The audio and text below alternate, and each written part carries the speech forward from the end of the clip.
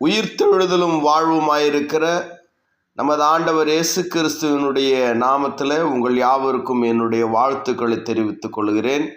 நாம் இன்றைய தினத்தில் வெளிப்படுத்தின விசேஷ தொடர் படிப்பில் வகுப்பு 10 வெளிப்படுத்தின விசேஷம் 2வது அதிகாரத்தில் தியத்தீரா சபைக்கான கிறிஸ்துவினுடைய எச்சரிப்புகளை குறித்து நாம் சிந்திப்போம். சபைகளுக்கு கடிதங்கள் வெளிப்படுத்தின விசேஷத்தினுடைய 2-3 அதிகாரங்களில் வெளிப்படுத்தல் 2வது அதிகாரம் 18-19 வசனத்தில் தியத்தீரா சபையின் தூதனுக்கு நீ எழுத வேண்டியது என்னவெனில், அக்கினி சுவாலை போன்ற கண்களும் பிரகாசமான வெண்கலம் போன்ற பாதங்களும் உள்ள தேவகுமாரன் சொல்லுகிறதாவது, உன் கிரியைகளையும் உன் அன்பையும் உன் ஊழியத்தையும் உன் விசுவாசத்தையும் உன் பொறுமையையும் நீ முன்பு செய்த கிரியைகளிலும் பின்பு செய்த கிரியைகள் அதிகமாயிருக்கிறதையும் அறிந்திருக்கிறேன். தியத்தீரா ஊர் லீதியாளுக்கு பவுல் பிரசங்கித்தார். அப்போஸ்தலர் 16வது அதிகாரம் 14வது வசனத்தில் இதை பார்க்கிறோம். அப்பொழுது தியத்தீரா ஊராலும் இரத்தாம்பரம் விற்கிறவளும் தேவனை வணங்குகிறவளும் ஆகிய லீதியாள் என்னும் பேருள்ள ஒரு ஸ்திரீ கேட்டுக்கொண்டிருந்தால், பவுல் சொல்லியவைகளை கவனிக்கும்படி கர்த்தர் அவள் இருதயத்தை திறந்தருளினார். தியத்தீரா செல்வ செழிப்பு மிக்க நகரமாகும். லீதியாள் அந்நாளின் விலையுயர்ந்த இரத்தாம்பரம் என்கின்றதான ஒரு பொருளை, ஆடைகளை அவள் விற்கிறவளாக இருந்தாள். இயேசுவானவர் வெளிப்படுத்தல் 1ஆம் அதிகாரத்தில் காட்சியளிக்கும் தேவனுடைய குமாரன் என்று கூறுகிறார். இயேசுவானவர் வெளிப்படுத்தல் 1ஆம் அதிகாரத்தில் அவர் யோவானுக்கு காட்சியளிக்கும் போது தன்னை தேவனுடைய குமாரன் என்று அவர் வெளிப்படுத்துகிறார். வெளிப்படுத்தல் 2:18 அக்கினி சுவாலை போன்ற கண்களும் பிரகாசமான வெண்கலம் போன்ற பாதங்களும் உள்ள தேவகுமாரன் சொல்லுகிறதாவது. மறுபடியும் இது வெளிப்படுத்தின விசேஷம் 1வது அதிகாரம் 14-15 அதிகாரங்களோடு இயேசுவானவர் தம்மை எப்படி காட்சியளிக்கிறார் என்பதை நாம் ஒப்பீடு செய்வோம். அவருடைய சிரசும் மயிரும் வெண்பஞ்சை போலவும் உறைந்த மழையைப் போலவும் வெண்மையாயிருந்தது. அவருடைய கண்கள் அக்கினி சுவாலையைப் போலிருந்தது. அவருடைய பாதங்கள் உலைகளத்தில் காய்ந்த பிரகாசமான வெண்கலம் போலிருந்தது. 2 கருத்துக்கள் அவருடைய கண்கள், பாதங்கள் ஆகிய இவைகளுக்கு பொருந்துகிறது. என்ன எழுதியிருக்கிறது என்பதை சிந்திப்போம். அக்கினி சுவாலை போன்ற கண்கள் எல்லாவற்றையும் ஊடுருவி பார்ப்பதையும், உலைகளத்தில் காய்ந்த வெண்கலம் போன்ற பாதங்கள் இயேசு கிறிஸ்துவனுடைய வல்லமையும் காண்பிக்கிறது. வெளிப்படுத்தல் 1:15 உலைகளத்தில் காய்ந்த வெண்கலம் போன்ற பாதங்கள் என்பது முலாம் பூசப்பட்டு பளபளப்பதை அல்ல, அந்த வெண்கலம் தீயில் வெப்பத்தால் எரிந்து மின்னுவதை கூறுகிறது. யோவான் தேவகுமாரன் தம்மை அறிமுகப்படுத்துவதில் இயேசுவினுடைய ஒவ்வொரு பாத அடியும் அவருக்கு எதிர் வருவதை பொசுக்கிவிடும் என்ற அவரது மகா வல்லமையை பயத்துடன் யோவான் பார்க்கிறார். அதையே அவர் எழுதியிருக்கிறார். தானியேல் 10வது அதிகாரம் 5-6 வசனங்களில், என் கண்களை ஏறெடுக்கையில் சணல் வஸ்திரம் தரித்து தமது அறையில் ஊபாசின் தங்க கச்சையை கட்டி கொண்டிருக்கிற ஒரு புருஷனை கண்டேன். அவருடைய சரீரம் படிக பச்சையைப் போலவும் அவருடைய முகம் மின்னலின் பிரகாசத்தைப் போலவும் அவருடைய கண்கள் எரிகிற தீபங்களைப் போலவும் அவருடைய புயங்களும் அவருடைய கால்களும் துலக்கப்பட்ட வெண்கல நிறத்தைப் போலவும் அவருடைய வார்த்தைகளின் சத்தம் ஜனக்கூட்டத்தின் ஆரவாரத்தைப் போலவும் இருந்தது. இந்த மகிமையை கண்ட தானியேல் தனித்து விடப்பட்டு பெறலெல்லாம் அவருக்கு போய் அவருடைய உருவம் மாறி வாடி போயிற்று. அவர் திடனற்று போனார்.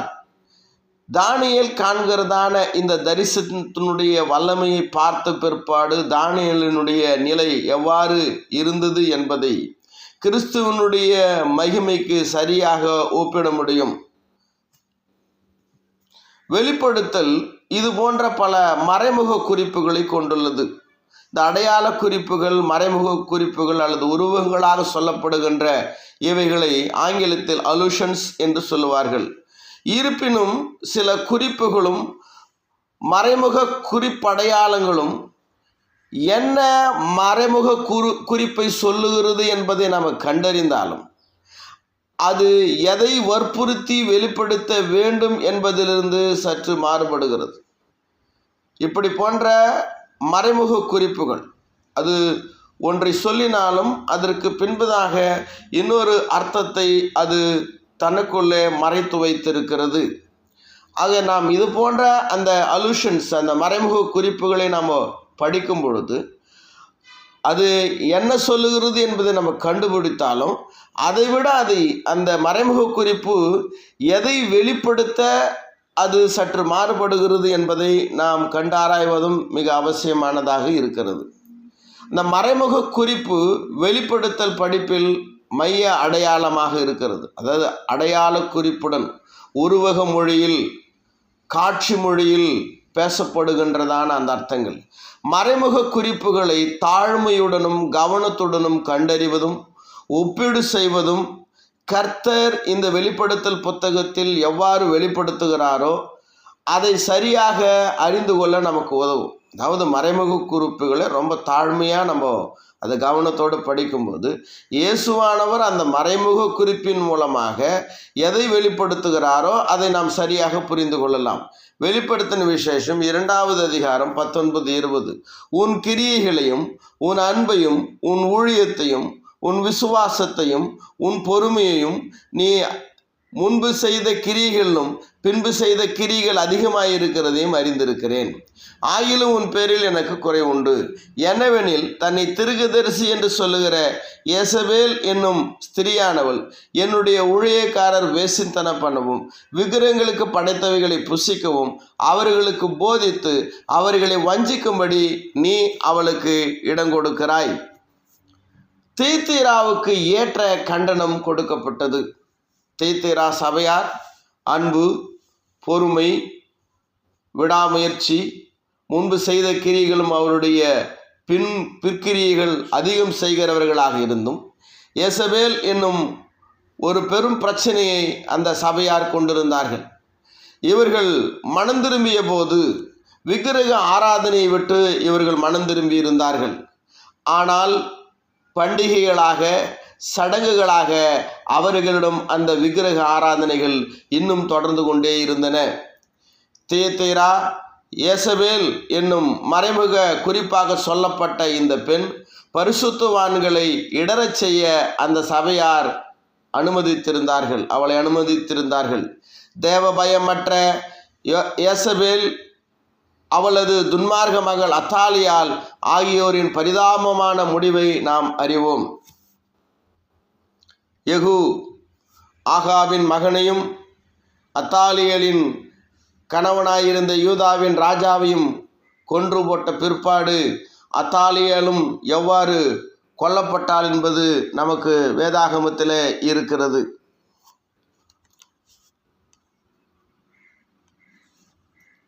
ஒன்று ராஜாக்கள் 21:25.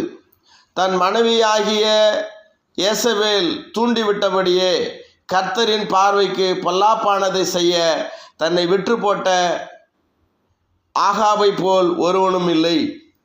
இந்த தீர்க்கதரிசியானவள் பாவத்தை தூண்டிவிட்டாள்.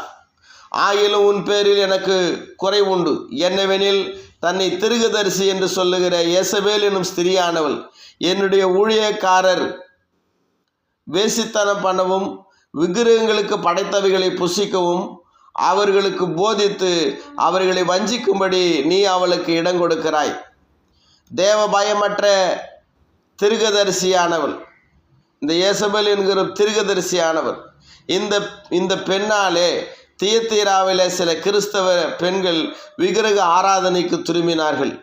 தேவனுக்காக பேசுகிறோம் என்கிற தீர்க்கதரிசி என்று சொல்லுகிறவர்கள் தேவனுடையவர்கள் என்பதை அவர்கள் செயலிலே காட்டாவிட்டால் அவர்கள் உயிரோடு இருக்கும் ஒரு விக்கிரகங்களாக மாறுகிறார்கள்.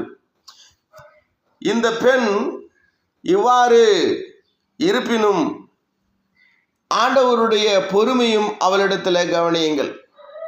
வெளிப்படுத்தின விசேஷம் 2:21. அவள் மனம் திரும்பும்படியாய் அவளுக்கு தவணை கொடுத்தேன். தன் வேசி மார்க்கத்தை விட்டு மனம் திரும்ப அவளுக்கு விருப்பமில்லை. இயேசுவானவர் இருதயத்தை பார்க்கிறார், அவர் மனதை கவனிக்கிறார்.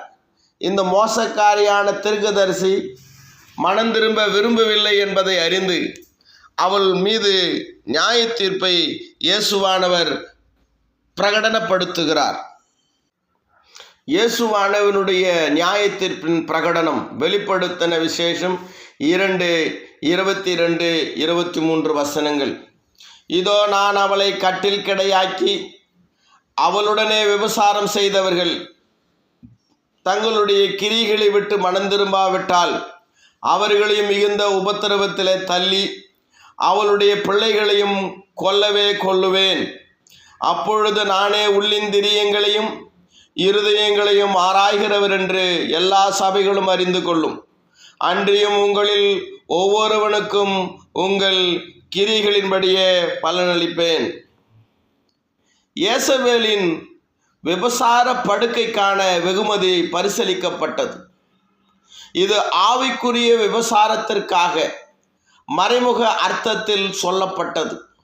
இருப்பினும் சரீர விபசாரம் வேசித்தனம் நடந்ததை போல் சொல்லப்பட்டிருக்கிறது. இதோ நான் அவளை கட்டில் கிடையாக்கி அவளுடனே விபசாரம் செய்தவர்கள் தங்களுடைய கிரிகளை விட்டு மனம் திரும்பாவிட்டால் அவர்களையும் மிகுந்த உபத்திரவத்திலே தள்ளி. வெளிப்படுத்தல் 2:22. யாரெல்லாம் தேவனுடைய சித்தத்தை விட்டு விலகி விபச்சார மகிழ்ச்சியின் படுக்கையை விரும்புகிறார்களோ அவர்கள் எல்லாரும் வேதனை படுக்கையிலும் கிடத்தப்படுவார்கள். பாவத்தின் சிக்கலே இதுதான். இயேசு அவளின் மனம் திரும்பாமையை கையாளுவார்.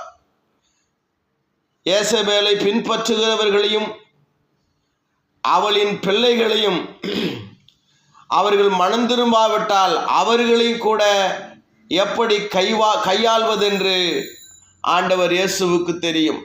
வெளிப்படுத்தல் 2:22-23. இதோ நான் அவளை கட்டில் கிடையாக்கி அவளுடனே விபசாரம் செய்தவர்கள் தங்களுடைய கிரிகளை விட்டு மனம் திரும்பாவிட்டால் அவர்களையும் மிகுந்த உபத்திரவத்திலே தள்ளி அவளுடைய பிள்ளைகளையும் கொல்லவே கொல்லுவேன். அப்பொழுது நானே உள்ளிந்திரியங்களையும் இருதயங்களையும் ஆராய்கிறவர் என்று எல்லா சபைகளும் அறிந்து கொள்ளும். அன்றியும் உங்களில் ஒவ்வொருவனுக்கும் உங்கள் கிரிகளின்படியே பலனளிப்பேன். அவளின் பிள்ளைகளை மரணிக்கும்படியாய் கொல்லுவேன். தியத்தீராவிலே இந்த யோசபேல் உருவமாக சொல்லப்பட்டவள். இங்கே சொல்லப்பட்டிருக்கிற விபசாரமும் ஒரு ஆவிக்குரிய விபசாரமாக அது இருக்கிறது. இது தன் தாயை பின்பற்றின பிள்ளை அத்தாலியலின் முடிவை நம் மனக்கண்களுக்கு கொண்டு வருகிறது. ஆனால் இங்கே இந்த முடிவு அவளின் பிள்ளைகளுக்கு மட்டுமல்ல, அவளுடைய பிள்ளைகள் அல்லாமல் அவளை பின்பற்றுகிற அவளது துன்மார்க்க நடக்கையை பின்பற்றுகின்ற அனைவருக்குமே இந்த தண்டனை அளிக்கப்படும் என்பதை நமக்கு காட்டுகிறது.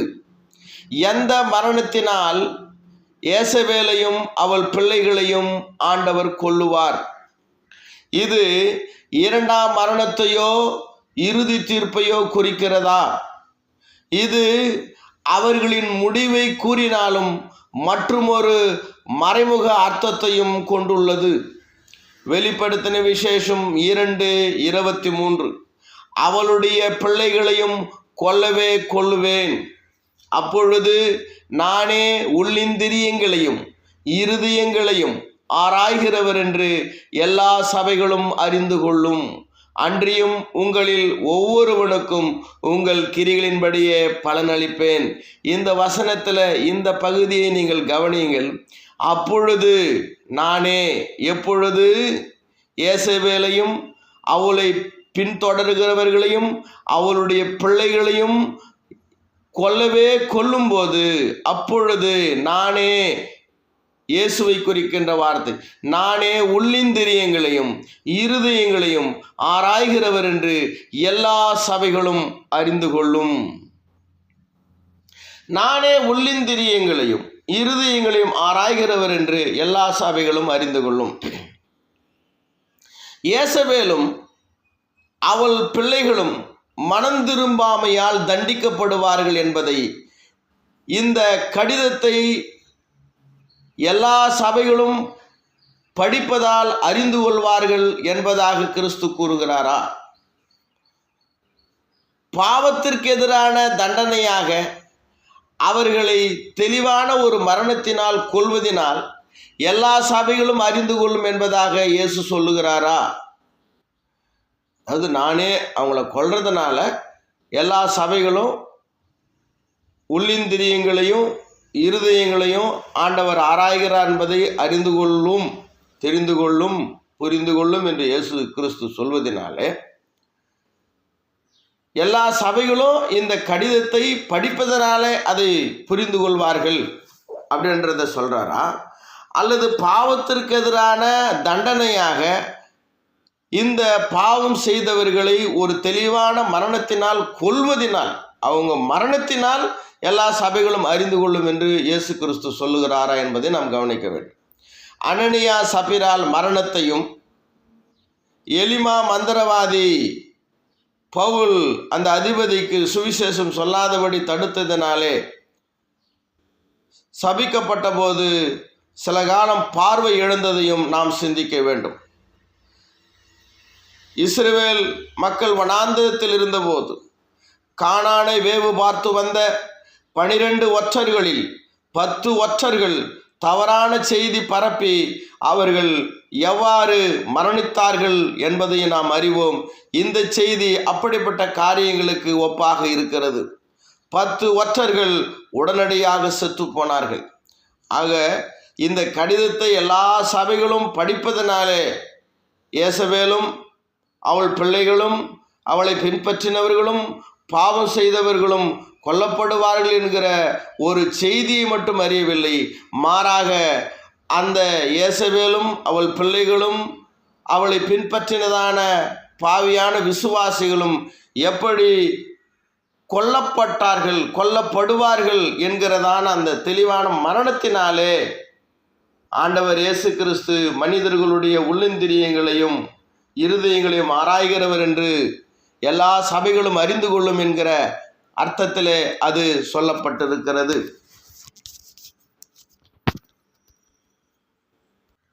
என்னாகமம் 14:36-37 வசனங்கள்.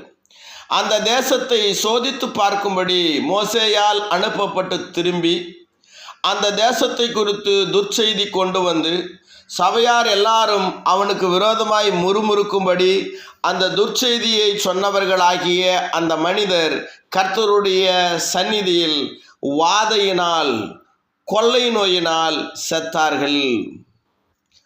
அனைவருக்குமான தேவனுடைய நியாய தீர்ப்பு சாட்சி பூர்வமாக உள்ளது. அவர்கள் கொள்ளை நோயினால் செத்ததை போல மனந்துரும்பாதவர்களும் மரணிப்பார்கள் என்கிற மறைமுக சொல்லாடலை வசனம் கொண்டுள்ளது. வெளிப்படுத்தின விசேஷம் 2:22-23 வசனங்கள். இதோ நான் அவளை கட்டில் கிடையாக்கி அவளுடனே விபசாரம் செய்தவர்கள் தங்களுடைய கிரிகளை விட்டு மனம் திரும்பாவிட்டால் அவர்களையும் மிகுந்த உபத்திரவத்தில் தள்ளி அவளுடைய பிள்ளைகளையும் கொல்லுவேன், கொள்ளை நோயினால் கொல்லுவேன். அப்பொழுது நானே உள்ளிந்திரியங்களையும் இருதயங்களையும் ஆராய்கிறவர் என்று எல்லா சபைகளும் அறிந்து கொள்ளும். அன்றியும் உங்களில் ஒவ்வொருவனுக்கும் உங்கள் கிரிகளின்படியே பலனளிப்பேன். கர்த்தர் இப்போதே அவர்களை கொல்லுவேன் என்ற அர்த்தத்திலும் சொல்லியிருக்கலாம்.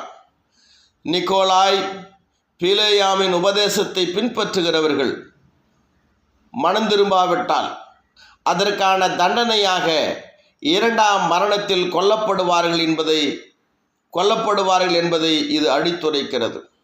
ஒருவேளை பாவம் செய்கிறவர்கள் அவர்கள் அழிவை காணாமல் நல்லபடியாக வாழ்ந்தாலும் அவர்கள் எவ்வாறு கொல்லப்படுவார்கள் என்று சொன்னால், இரண்டாம் மரணத்தினாலே, இயேசுவினாலே கொல்லப்படுவார்கள். இது சத்தியத்திற்கான உறுதிமொழியாக இருப்பினும் சபைகள் அவருடைய நியாய தீர்ப்பை சீக்கிரத்தில் காணும் என்று இயேசுவானவர் கூறுகிறார். உல்லாச படுக்கையில் இருப்பவர்கள் மனம் திரும்பாவிட்டால் சீக்கிரத்தில் பாடையிலே கடத்தப்படுவார்கள்.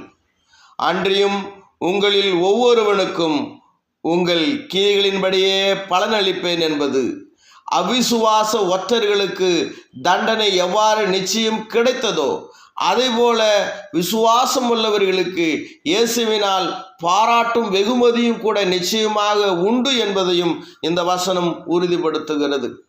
வெளிப்படுத்தின விசேஷம் 2:23. அவளுடைய பிள்ளைகளையும் கொல்லவே கொல்லுவேன், அப்பொழுது நானே உள்ளிந்திரியங்களையும் இருதயங்களையும் ஆராய்கிறவர் என்று எல்லா சபைகளும் அறிந்து கொள்ளும். அன்றியும் உங்களில் ஒவ்வொருவனுக்கும் உங்கள் கிரிகளின்படியே பலனளிப்பேன். பிரசங்கி 12:14. ஒவ்வொரு கிரியையும் அந்தரங்கமான ஒவ்வொரு காரியத்தையும் நன்மையானாலும் தீமையானாலும் தேவன் நியாயத்திலே கொண்டு வருவார். ரோமர் 14:12. ஆதலால் நம்மில் ஒவ்வொருவனும் தன்னை குறித்து தேவனுக்கு கணக்கு ஒப்புவிப்பான். இதே போன்று தேவனுடைய அந்த நியாய தீர்ப்பை குறித்ததான வசனங்கள் அப்போஸ்தலர் 17:30, 2 கொரிந்தியர் 5:10, வெளிப்படுத்தின விசேஷம் 20:12 நாம் பார்க்கிறோம். உலகத்தை அனுபவித்தால்தான் உலகத்தை அறிய முடியும் என்று சொல்லுகிறவர்களுக்கு இயேசுவின் பதில். சிலர் சொல்லுகிறார்கள், கிறிஸ்தவர்கள் உலகத்திற்கு வெளியே இருந்தால் உலகத்தை எப்படி கற்றுக்கொள்ள முடியும்? உலகத்திற்குள் போய் அவர்கள் உலகம் எதை அனுபவிக்கிறதோ அதையும் அவர்கள் தெரிந்து கொள்ள வேண்டும் என்று கூறுகிறார்கள். ஆனால் இப்படிப்பட்டவர்களுக்கு பதிலாக தேவனுடைய பிள்ளைகளுக்கு ஆதரவாக இயேசுவானவர் சொல்லுகிற பதிலை நீங்கள் கவனியுங்கள். வெளிப்படுத்தல் 2:24-25. தேத்தேராவிலே இந்த போதகத்தை பற்றி கொள்ளாமலும் சாத்தானுடைய ஆழங்கள் என்று அவர்கள் சொல்லுகிறார்களே, அந்த ஆழங்களை அறிந்து கொள்ளாமலும் இருக்கிற மற்றவர்களாகிய உங்களுக்கு நான் சொல்லுகிறதாவது, உங்கள் மேல் வேறொரு பாரத்தையும் சுமத்த மாட்டேன், உங்களுக்குள்ளதை நான் வருமளவும் பற்றி கொண்டிருங்கள். வெளிப்படுத்தல் 2:26-29 வசனங்கள். ஜெயங்கொண்டு முடிவு பரியந்தும் என் கிரியைகளை கை கொள்ளுகிறவனவனோ அவனுக்கு நான் என் பிதாவினிடத்தில் அதிகாரம் பெற்றது போல் ஜாதிகள் மேல் அதிகாரம் கொடுப்பேன். அவன் இருப்புக்கோளால் அவர்களை ஆளுவான். அவர்கள் மண்பாண்டங்களைப் போல் நொறுக்கப்படுவார்கள். விடிவெள்ளி நட்சத்திரத்தையும் அவனுக்கு கொடுப்பேன்.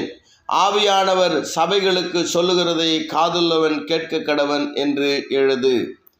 நாம் வெளிப்படுத்தின விசேஷ தொடர் படிப்பில் வகுப்பு 10 நாம் தேத்தேரா சபைக்கு உண்டான பாராட்டுகளையும் அங்கே அவர்கள் பாவம் செய்யும்படியாய் உருவகமாக சொல்லப்பட்ட அந்த ஏசபேல் என்கிறதான தீர்க்கதரிசி என்று சொல்லுகிறதான அந்த பெண் எவ்வாறு பரிசுத்தவான்களை வஞ்சிக்கும்படியாய் அந்த சபையார் இடம் கொடுத்தார்கள், ஆண்டவர் இயேசு கிறிஸ்து எப்படிப்பட்டவராக அக்கினி சுவாலை போன்ற கண்களை உடையவராக, உலைகளத்தில் காய்ந்து பிரகாசிக்கின்ற பாதங்களை உடையவராக இருந்து அவருடைய கண்கள் எல்லாவற்றையும் ஊடுருவி பார்க்கிறது.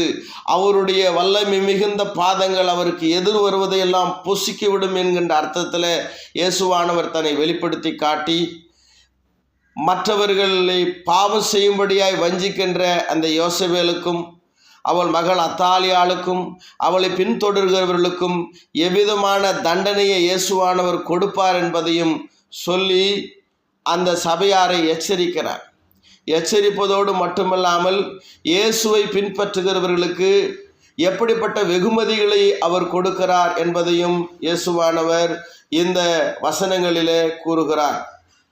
எல்லா சபைகளும் நானே இருதயங்களையும் உள்ளிந்திரியங்களையும் ஆராய்ந்து அறிகிறவர் என்று அறிந்து கொள்ளும் என்பது இதை வெறுமனே படிப்பதனால மட்டுமல்ல, இயேசுவானவர் பாவம் செய்தவர்களுக்கு கொடுக்கிறதான அந்த தண்டனையான நியாய தீர்ப்பினாலே, அந்த பிரகடனத்தினாலே, அந்த செயல் நிகழ்வினாலே எல்லா சபைகளும் அறிந்து கொள்கிறோம் என்கிற அர்த்தத்தில் இயேசுவானவர் அதை சொல்லுகிறார். வெளிப்படுத்தின விசேஷம் இந்த 2வது அதிகாரத்தில் 26 29 வசனங்களில் ஜெயம் கொள்ளுகிறவர்களுக்கு எப்படிப்பட்டதான வெகுமதிகள் கொடுக்கப்படும் என்பதும் கூட இயேசுவானவராலே நமக்கு வாக்களிக்கப்படுகிறது. பொறுமையாய் இந்த படிப்பில் என்னோடு இணைந்திருந்த உங்கள் யாவருக்கும் நன்றி கூறிக்கொள்கிறேன். தேவனுக்கு சித்தமானால் நாம் தொடர்ந்து இந்த படிப்பில் நிலைத்திருப்போம். தேவனுடைய இரக்கமும் கிருபையும் சமாதானமும் இயேசு கிறிஸ்துவனுடைய மீட்பும் பாதுகாப்பும் பரிசுத்த ஆவியானவருடைய அந்யோன்ய ஐக்கிய வழிநடத்தல் இன்றும் என்றும் சதா காலங்களில் நம்மோடு கூட இருப்பதாக.